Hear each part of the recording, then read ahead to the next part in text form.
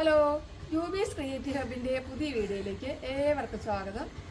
ഇന്ന് നമ്മളിവിടെ ചെയ്യുന്നത് ജീവാമൃതം. അത് നമുക്കറിയാലോ, ജീവാമൃതം എന്ന് പറഞ്ഞാൽ മണ്ണിൻ്റെ ടോണിക്കാണ് ജീവാമൃതം. അതായത് മണ്ണിലെ ഏറ്റവും കൂടുതൽ ഫലപുഷ്ടമാക്കാനുള്ള കഴിവുണ്ട് ഈ ജീവാമൃതത്തിന്.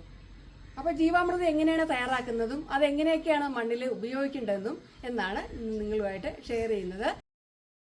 ദീർഘകാല ഹ്രസ്വകാല വിളകൾക്കും പൂച്ചെടികൾക്കും പച്ചക്കറികൾക്കും ഒക്കെ ഇത് അനുയോജ്യമാണ്. നമ്മുടെ ജൈവവളങ്ങളിൽ രാജാവാണെന്ന് തന്നെ പറയാം ഇതിനെ.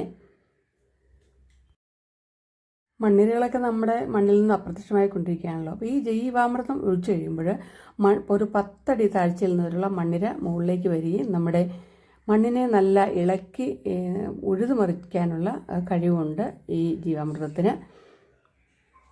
നമ്മുടെ ഫലപുഷ്ടമാക്കി നിർത്തുന്നതിൽ വളരെ സഹായിക്കുന്നുണ്ട് ഈ നല്ലൊരു ജൈവ വളവും. അതുപോലെ ഇതൊരു കീടനാശിനിയും കൂടിയാണ്. ആവശ്യമുള്ള സാധനങ്ങൾ എന്തൊക്കെയാണെന്ന് നോക്കാം. ഇവിടെ 5 കിലോ ചാണകം ഞാൻ എടുത്തു വെച്ചിരിക്കുന്നത്. അത് എനിക്ക് അത്രയും വലിയ പാത്രമുള്ളതുകൊണ്ട് അതേ ഉണ്ടാക്കുന്നുള്ളൂ. 100 ലിറ്റർ കൊള്ളുന്നൊരു പാത്രമേ എനിക്കുള്ളൂ. അപ്പോൾ ഇത് ഗോമൂത്രമാണ്. ഗോമൂത്രം അതുപോലെ തന്നെ 5 ലിറ്ററാണ് എടുത്തു വെച്ചിരിക്കുന്നത്. ഇത് ശർക്കര 1 കിലോ ആണ്. പിന്നെ ഇത് എന്താണെന്ന് വെച്ചാൽ നമ്മുടെ മുതിര പൊടിച്ചതാണ് കേട്ടോ. മുതിര തന്നെ വേണമെന്നില്ല, പയറോ അല്ലെങ്കിൽ കടലയോ എന്തോ ആവാം. ഇത് നല്ലപോലെ മില്ലിൽ കൊണ്ടുപോയി പൊടിപ്പിച്ചുകൊണ്ട് വന്നാണ് 1 കിലോ മുതിര നന്നായി പൊടിപ്പിച്ച് വെച്ചിട്ടുണ്ട്. പിന്നെ ഇത് മണ്ണാണ്. മണ്ണ് നമ്മുടെ പറമ്പിൽ നിന്നുള്ള മണ്ണെടുക്കുക, അല്ലെങ്കിൽ ഇത് ഈ ഒഴുകി വരുന്ന എക്കലില്ലേ, അതാണ് ഇപ്പോൾ ഞാൻ എടുത്തിരിക്കുന്നത്. പറമ്പിൽ നിന്നാണെങ്കിൽ എടുക്കുന്നതിൻ്റെ ഒരു പ്രത്യേക അളവൊക്കെ അതിന് പറയുന്നുണ്ട്. അപ്പോൾ നമുക്കിനി തയ്യാറാക്കാനായിട്ട് നോക്കാം. ഇവിടെ പറഞ്ഞല്ലോ 100 ലിറ്റർ കൊള്ളുന്നൊരു പാത്രമാണ് എടുത്തിരിക്കുന്നത്.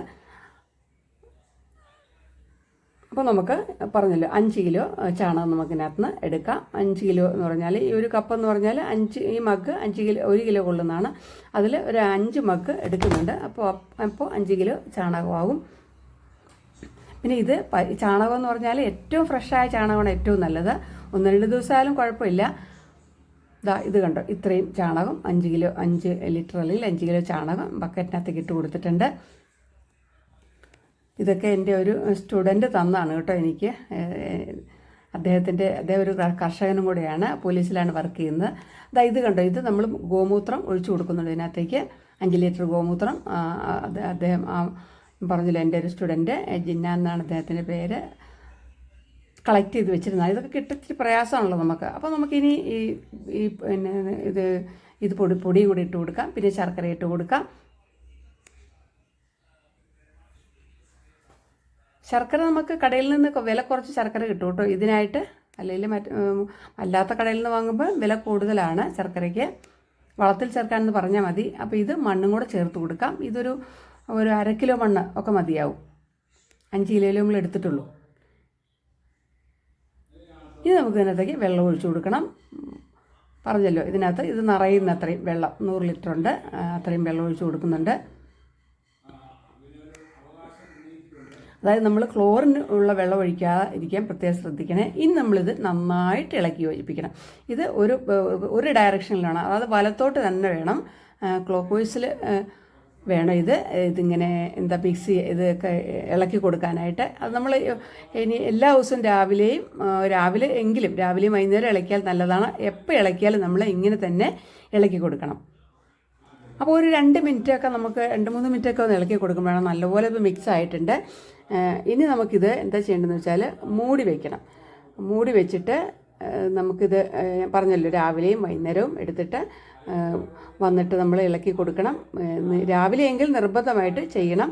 നമ്മളൊരു ചണച്ചാക്ക് വേണം ഇത് മൂടാനായിട്ട്, അല്ലാതെ അടപ്പുകൊണ്ട് അടയ്ക്കരുത്. കാരണം ഇതിനകത്തേക്ക് ഓക്സിജൻ വായു കടക്കണം. അതിനുവേണ്ടി നമ്മൾ ചണച്ചാക്ക് കൊണ്ട് വേണം മൂടാൻ. അപ്പം ഇതിൽ വെള്ളത്തിൽ മുട്ടായിരിക്കാൻ വേണ്ടി, ചാക്ക് മുട്ടായിരിക്കാൻ വേണ്ടി ഒരു കമ്പ് എന്തെങ്കിലും 1-2 കമ്പ് ഇങ്ങനെ വെച്ചിട്ട് നമുക്ക് മൂടിയിടാം.